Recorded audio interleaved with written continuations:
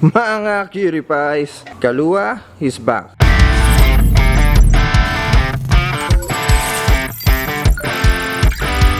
Nabasa ko yung mga comment nyo regarding sa last video natin dito sa 6R. Ang daming natuwa sa bagong kulay niya. Kaya marami pong salamat sa lahat ng sumusuporta dito sa restoration natin. Finally, buo na siya. Bumagay yung battleship gray tsaka yung black fairing yun, di ba? Sabay mo pa ng red lining sa tangke. Tapos yung nilagay nating decal dito sa unahan. Ang bangis. Pero may hindi tayo nagawa nun eh. Yung iparinig sa inyo yung bagong exhaust. Tsaka kamusta ba siya kapag niride na natin. Pero bago yan, magpapalit muna tayo ng langis. This is the official oil na gagamitin natin sa ZX6R. Maglalagay tayo ng Havolin Super 40 Fully Synthetic 5W40. Alam nyo, ngayon lang ako bumili ng oil na ganito katindi yung packaging. Kumuha tayo ng 4 dahil 3.6 liters ang kailangan sa ZX6R. Ganun lagi, kapag inline for yung motor nyo, halos 4 na litro din yung ilalagay nyo sa motor nyo. May libre pa tayong kapo. Buksan natin. Caltex Havolin na may Core Plus technology. Isang pang cup. Parang bumagay sa damit ko tong cup nila. Itong langis na to ay specific para sa mga high performance engine, tsaka kalmado to sa daan eh. Performs very well at high temperature considering na naka-inline 4 tayo. Tsaka mas mataas ang APISN rating requirement nito, kaya expect na natin na malinis to sa makina. Tara, salpak na natin. Painitan lang natin saglit yung makina bago tayo mag-change oil. Ito na yung part kung saan marinig nyo na kung anong tunog ng SC project natin.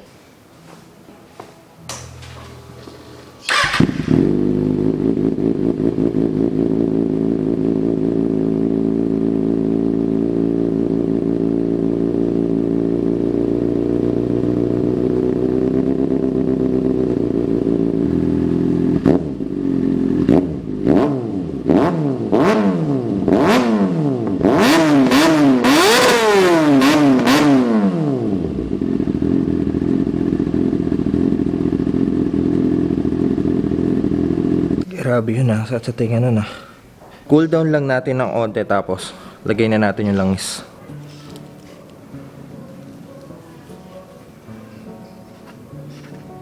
Nakikita nyo yung drain plug na yan. Natanggalin natin yan.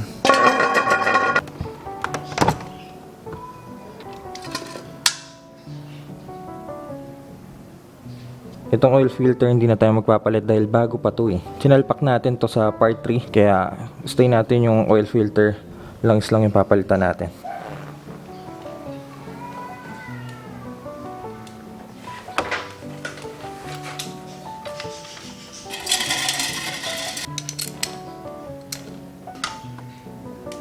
Ilalabas ko lang saglit yung motor kasi hindi patag tong garahe natin eh. May pababa to eh. Ang kailangan natin ganito kapatag na daan para ma-check natin na maayos yung oil level.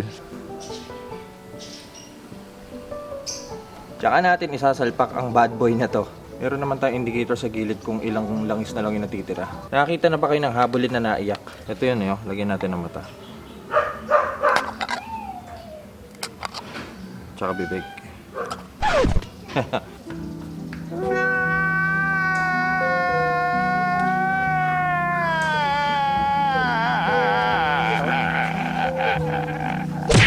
Ang ganda ng kulay ng langis na to eh, no?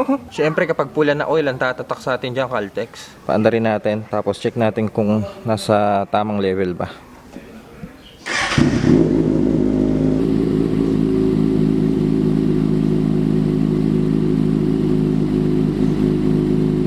Oil level natin nasa tamang linya naman. Nasa pagitan siya ng 2 linya, so goods to.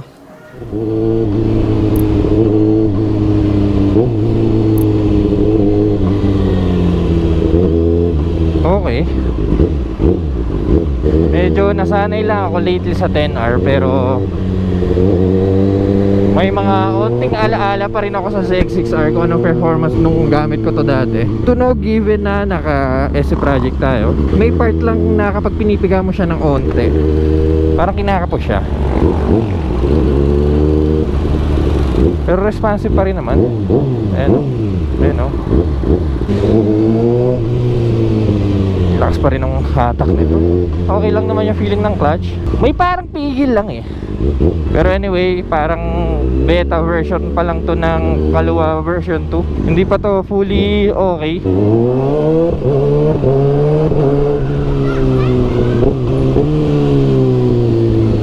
Sa ngayon, i-check natin kung ano yung mga nabago, yung mga dapat ayusin, mga dapat ma-improve. Okay, temperature ng bike 85 degree, supposed to be dapat mga 97. Iikot na yung fan nito, malaman natin mamaya. Wala nang error na nalabas sa gauge, which is a good thing. It's a good sign na healthy siya. Braking is okay. Quick shifter is okay. Wala palang auto whip to. Ba't ganun? Parang ang tagtag ng harapan. Hindi ko alam kung may dapat i-adjust sa knuckle bearing o ewan ko, siguro i-check na lang din natin. Lakas ng hatak pa rin, oh. Ang ganda ng engine oil na nilagay natin, ha. Kalmado yung bike. Ba't ganun? Alam mo, parang lumit yung pakiramdam ko dito kay Kaluwa. Parang baba ng motor eh. Tapos ang liit ng tangke. Nasanay ako masyado kay Soju. By the way, kilala mo ba yung Soju, Kaluwa? Yun yung kuya mo. May aminin ako sa'yo habang natutulog ka ng 1 taon. May iba akong sinasakyan. I'm sorry! Okay, check natin.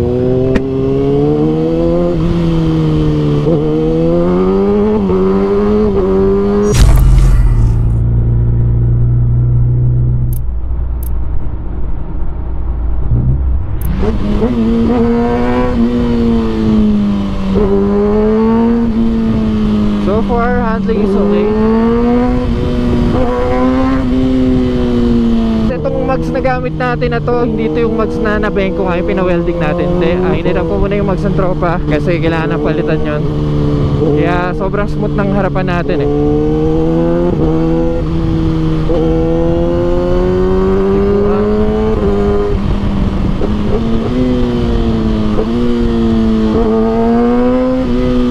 Okay naman. Naka-sport mode pala ako, by the way. Full power then traction on. Foot brake. Okay.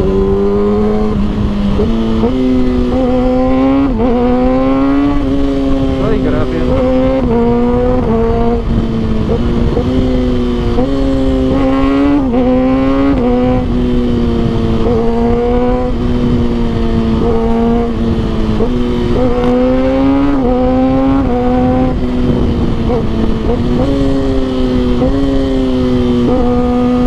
Yung gauge natin parang nababaliw siya.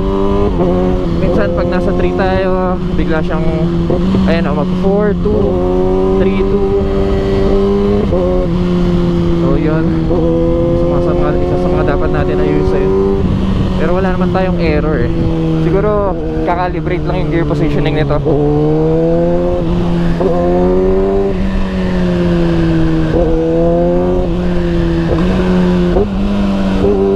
Yung gearing natin okay, clicky siya, malambot pa rin. Clutch natin is okay.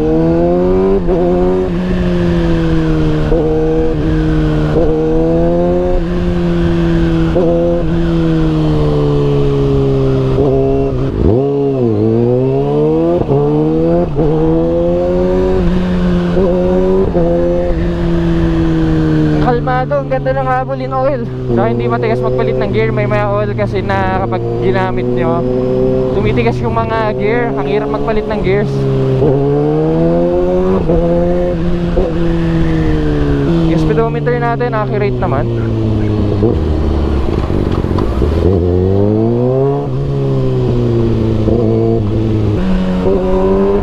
Gaan ng 6R talaga. Throttle lang natin parang kinakapos. Teka nga, parang may napapansin ako sa handling natin.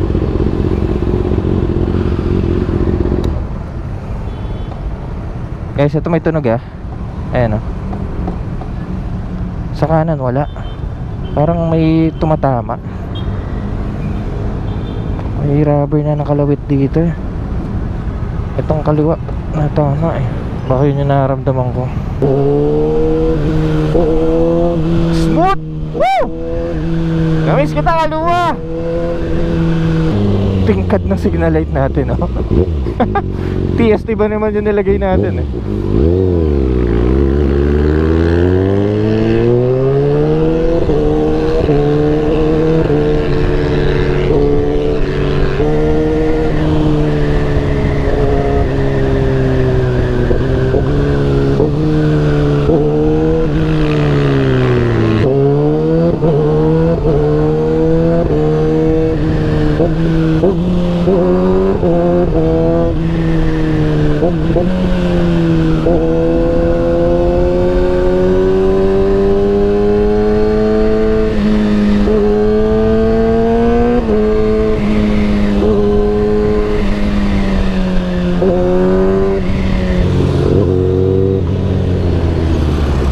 yun, naka-short, naka S1000RR.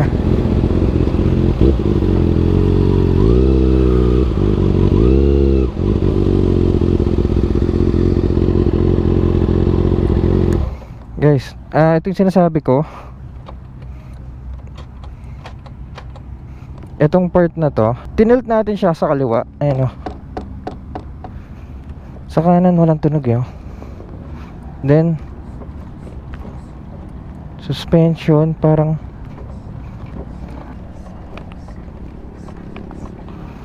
para tayo nagpapahangin ng lobo. So yun, kailangan natin ma-double check yun.